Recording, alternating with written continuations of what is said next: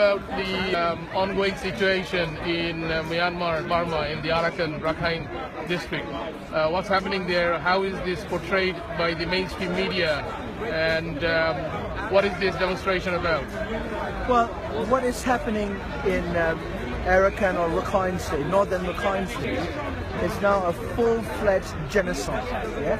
And it is not simply ethnic cleansing, where like people are just simply driven out of their homes over the last 2 weeks. You know, over 300,000 fled into the Bangladeshi border. That's just, you know, ahistorical. You know, I'm from Burma. I am Buddhist. I am Burmese. I came from an extended military family, yeah? And my own great uncle, who passed away last year, was in charge of the Rohingya district and other districts as a military commander. And the Rohingyas were considered our own people. Yeah, they were peaceful. They had a rebellion like any other ethnic minority in the country, including the Burmese communists, armed rebellion against the Burmese central state. But that was normal in those days.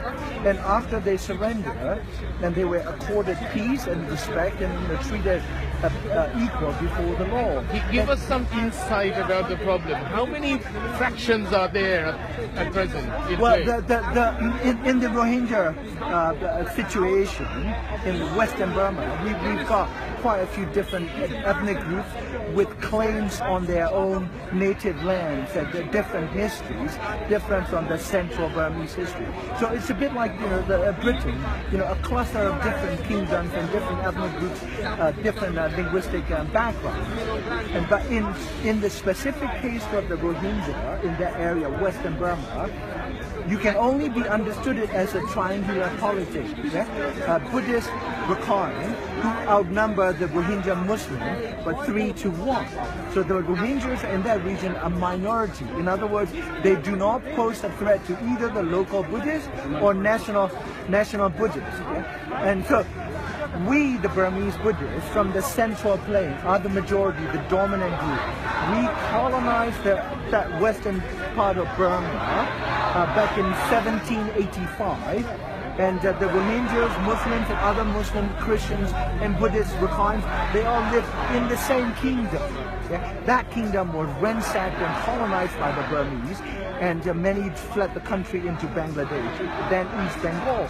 This was 1785, and then, you know, 25 years later, the British you know, annexed that place, the new Burmese colony. And then, like in 1948, we regained independence from Britain, and the Burmese began to behave as if they were the new British. So what we are seeing is the majority Buddhists, the Burmese, controlled by the military, nationalist military, playing divide and rule.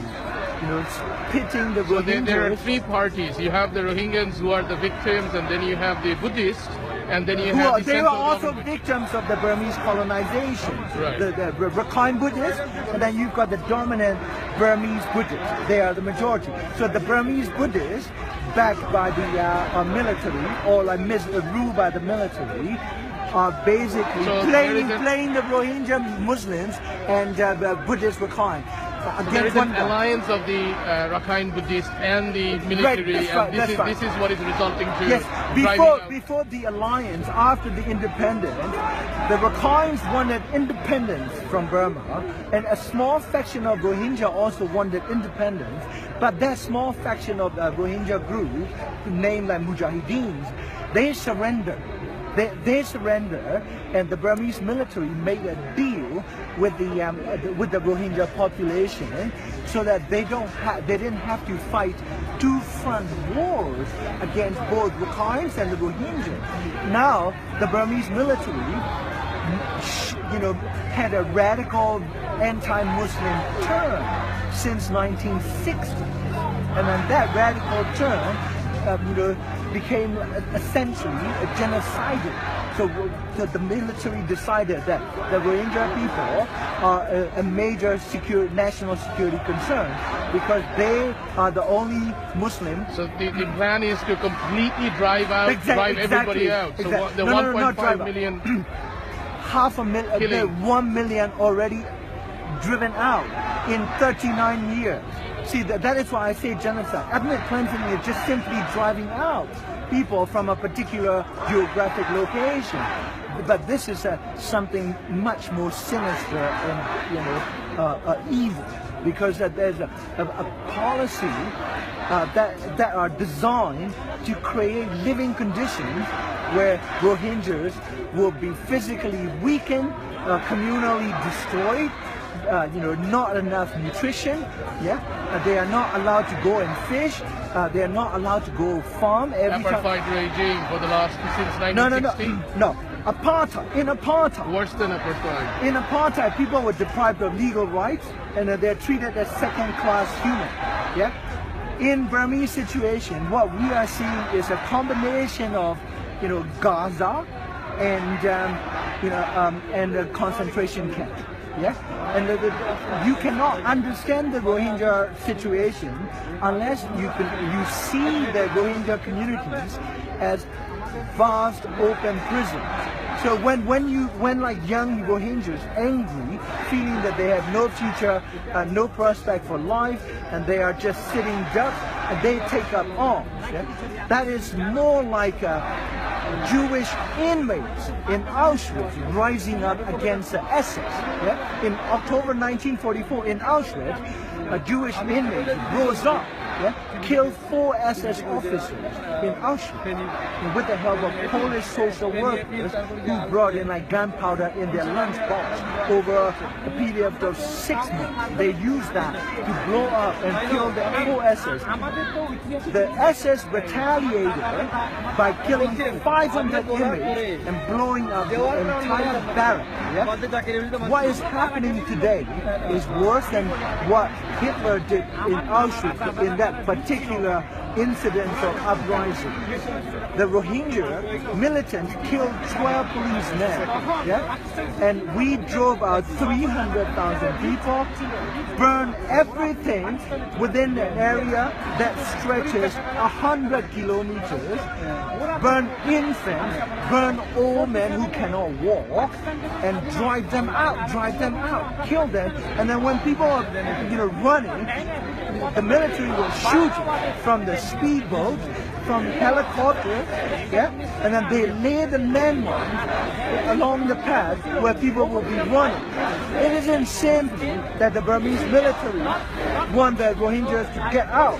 They also want to kill as many as they possibly can. So that is why this is both a genocide with ethnic cleansing element, but most importantly, this is a full-scale genocide. And British government is complicit in this because it knows it to be genocide.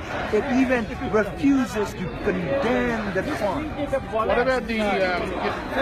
What about sorry, if you quickly introduce yourself? Zani, I'm a genocide scholar, human rights activist, a Burmese Buddhist from Burma. Do you have a business card with you?